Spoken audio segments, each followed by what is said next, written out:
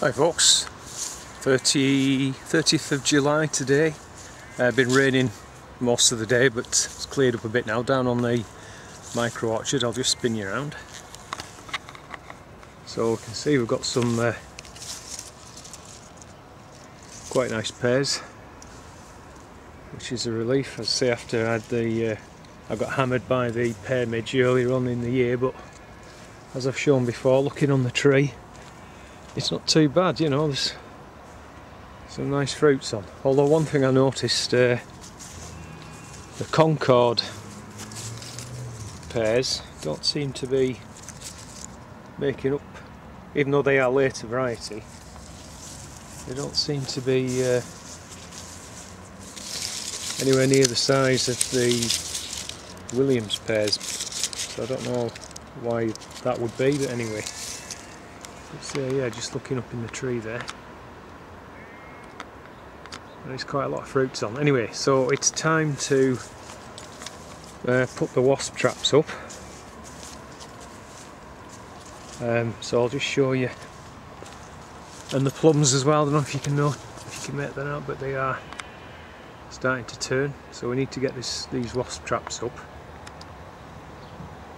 to try and protect the fruit. I'll give them some protection anyway. We've got our old friend, look, brown rot.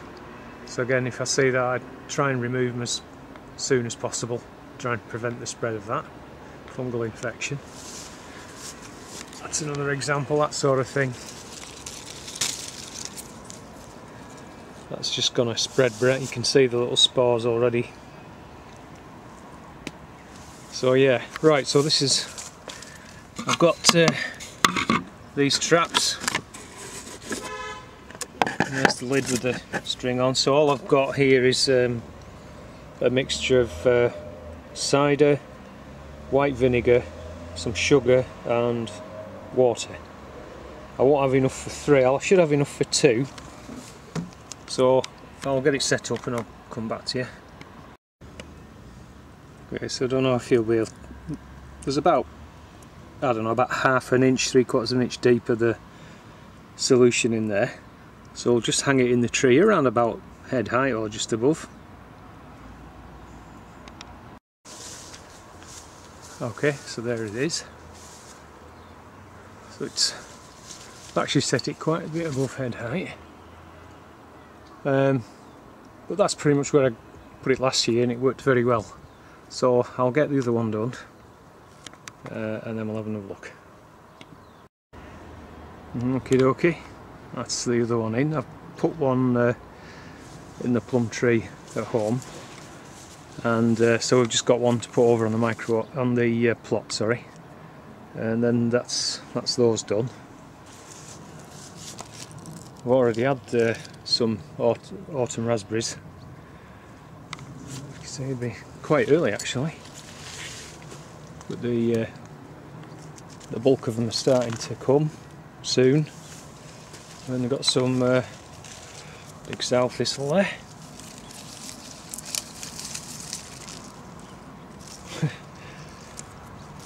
Weed seeds everywhere.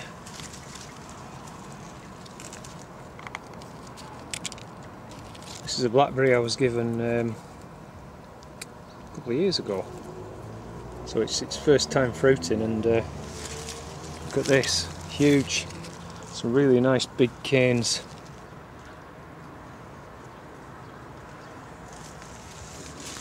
Coming on it, here's another one here, look. So that's just in a perfect position. I'll just tie that into the trellis. I think there's 2 different types of blackberry on here.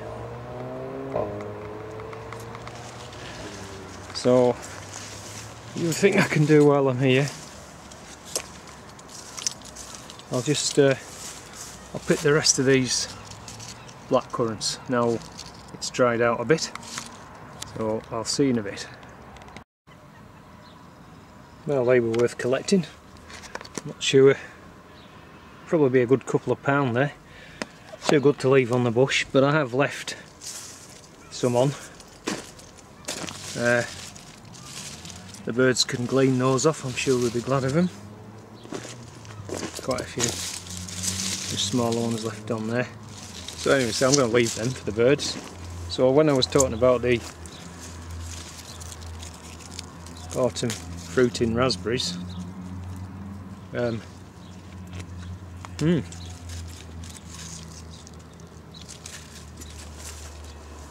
think it was more over this section that I'd seen. And I say, the rain, this is the problem. If we don't get enough dry days, they're just too wet to pick, and then they just rot, which is really frustrating, you know. But what else can you do? Anyway, quick walk around while I'm here. The still box, that's sort of starting to get a bit better now. You can see how these upright stems are coming from when I pinned them down, so now we're getting this sort of growing 90 degrees as it were. So at some point I should be able to start putting a bit more soil in here. Slowly though, I filled it too quick last time, so just lift it in slowly so the bottom parts will start rooting into that soil. There's another one, same idea. Pinning it down, and you got some up, but that's going to be a way off yet. But lots and lots of sweet peas have done really, really well, really well. Cut a bunch of those before I go. To get in and cut this grass again. Just show you the comfrey that. Again, I'm not sure whether I'll cut that one more or just leave it now. I think it's 3 cuts off it. And this was the stuff here that I transplanted. They're just weeds.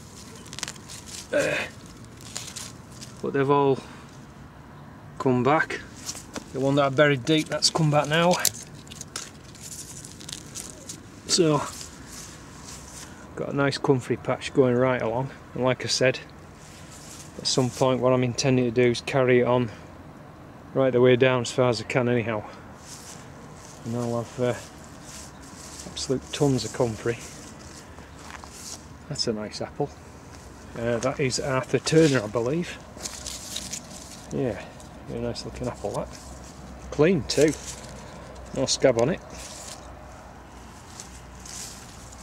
Whereas the grenadier, possibly again, not sure whether that's a bit of bitter pit. I think these are going to be ready for picking. You can see they've been dropping off. Like I said, I think a lot of stuff's early this year. But again, I put a thing down here, the idea of killing off the grass and then putting another load of rhubarb in. This graft I did, it's really starting to grow away now. These growths are all 2 foot long, and it had 2 grafts in, so I've actually cut one off, you can just see it there, and let everything go into this one here. So it's got 3 nice branches on now, that's doing real well.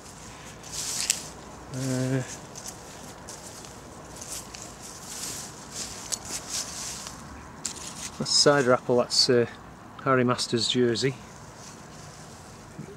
Might need to just put a prop under that tree, it's carrying a bit of weight there.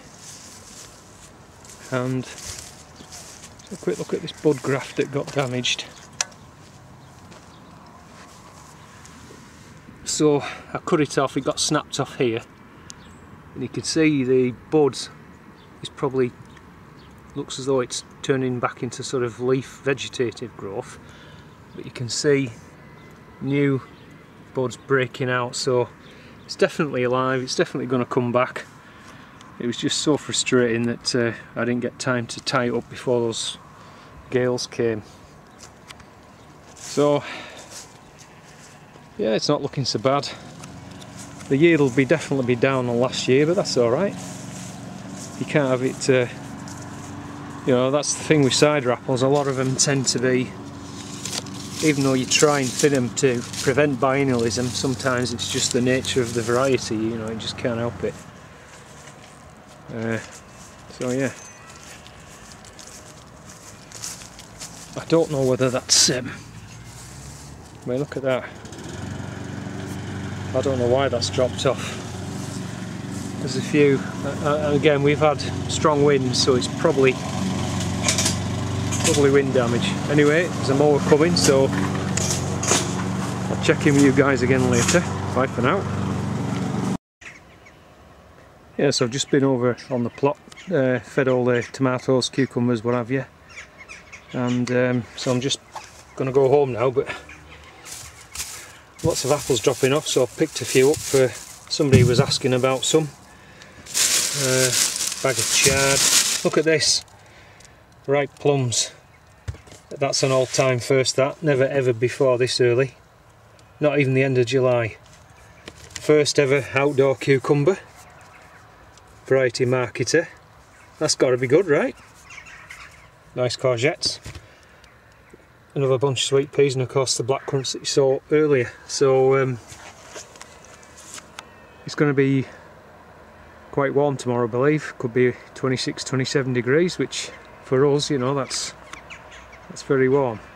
Anyway, leave it there for now, and catch up with you again soon.